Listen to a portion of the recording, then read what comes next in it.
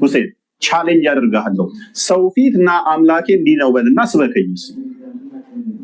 ይሄ ለሰው ማትናገሩት ደብቃችሁ ያዛችሁት ጣዖትን እዛው መስጊድ ውስጥ ስበኩ።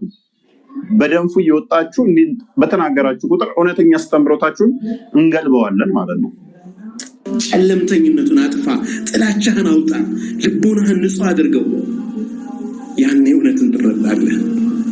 የምን ጥላቻ የምታወራው? ቁርአንን አላነበብክም እንዴ? ሱራ 5:51 ላይ ሱራ 3:28 ላይ ከአይሁድና ከክርስቲያኖች ጋር ጓደኛ ረዳት እንዳትያዙ የሚለው ካንተ ቁርአን ነው፣ የኔ አይደለም እኮ። ሳይ ሙስሊም 1:67 ሱራ 3:28 ተፍሲር ኢብን ከሲር ቁጥር ከበለጧችሁ ብቻ በውሸት በጥርሳችሁ ሳቁላቸው፣ በልባችሁ እርገሟቸው፣ ጥላቸው የሚለው እኮ ያንተ ቁርአን ነው፣ አይደለም ወንድም። ኡስታዝ በድሩ ሁሴን ምንድነው እሱ እያልከኝ ያለው? ምንድነው